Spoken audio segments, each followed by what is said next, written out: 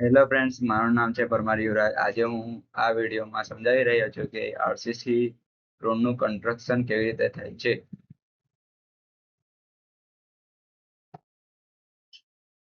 સૌથી પહેલા આપણે આરસીસી રોડના ફાયદાઓ દેખીએ તો આરસીસી રોડનું રિપેરિંગ કોસ્ટ ઓછું હોય છે, તેનું આયુષ્ય લાંબુ હોય છે, તે ધૂળ વગરના હોય છે, તે વધારે પડતા લીસા હોતા નથી, જેથી વાહનોને જરૂરી જરૂરી ફિક્સન મળી રહે છે.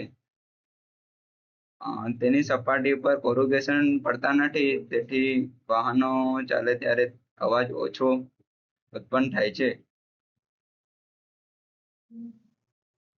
ત્યાર પછી આપણે આરસીસી રોડ કન્સ્ટ્રક્શનની મેથડો જોઈએ.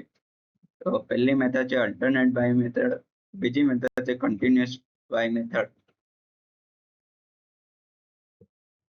પહેલા નંબરની મેથડ અલ્ટરનેટ બાય મેથડ. આ મેથડની અંદર જો રોડ ડબલ લેન હોય તો બંને લાઈનને લંબાઈની દિશામાં 6 થી 8 મીટરના પાર્ટ્સમાં વહેંચાઈ દેવામાં આવે છે. એક બાજુની લાઈનમાં એકી સંખ્યા જેવી કે 1, 3, 5 નંબરના પાર્ટ્સનું બાંધકામ કરવામાં આવે છે અને બીજી બાજુની લાઈનમાં બેકી સંખ્યા જેમ કે 2, 4, 6 નંબરના પાર્ટ્સનું બાંધકામ કરવામાં આવે છે, જે તમે ફોટોમાં જોઈ શકો છો.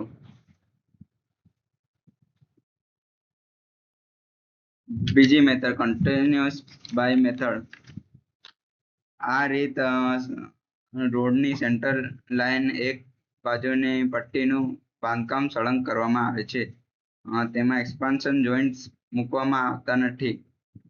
આ રીત વધારે ઉપયોગી છે કારણ કે રોડના અડધા ભાગમાં જ બાંધકામ થતું હોય ત્યારે ટ્રાફિકને બીજી બાજુના ભાગ ઉપર ડાયવર્ટ કરવામાં આવે છે.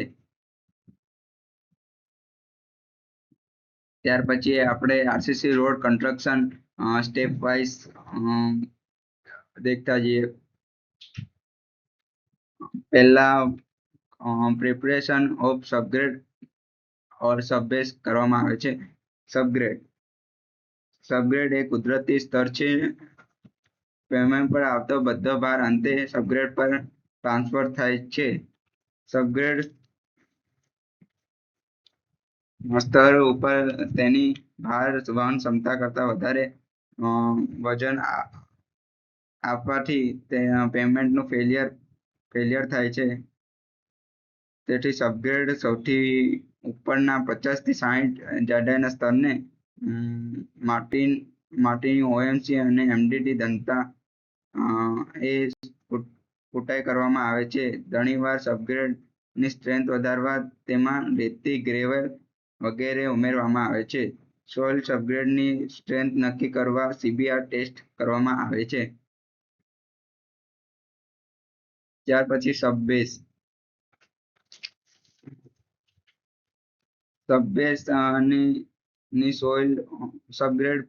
સોઇલ ઉપર તૂટેલા પથ્થરના ટુકડા, કપચી, રેતી, મોરમ, ગ્રેવલ જેવા મટીરીયલ પૂરતી જાડાઈને પાથરવામાં આવે છે, જેને સબબેઝ કહે છે. ઘણીવાર સબબેઝ કોર્સ તરીકે નાની સાઇઝના એગ્રીગેટ અથવા સોઇલ એગ્રીગેટનું મિશ્રણ વાપરવામાં આવે છે, કારણ કે ઘણીવાર પથ્થરના ટુકડાનું બરાબર ઇન્ટરલોક થતું નથી. સબબેઝનું કાર્ય સોઇલ સબગ્રેડની બેરિંગ કેપેસિટી વધારે, કેશાકર્ષણ દ્વારા ઉપર આવતું પાણી અટકાવે છે.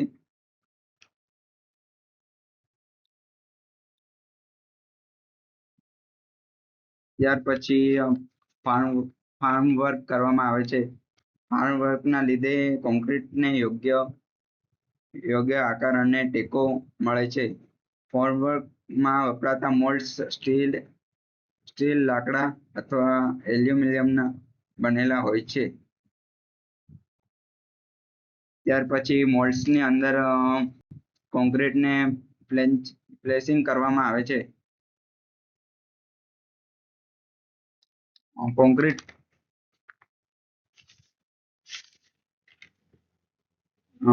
કોન્ક્રીટને પ્લેસિંગ કર્યા બાદ તેને વાઇબ્રેશન અથવા કોમ્પેક્શન કરવામાં આવે છે, જેથી તેમાં રહેલા વોઇડ્સ અને એર દૂર થાય છે. કોમ્પેક્શન અથવા વાઇબ્રેશન કરવાથી કોન્ક્રીટની સ્ટ્રેન્થ અને ટકાઉપણું વધે છે.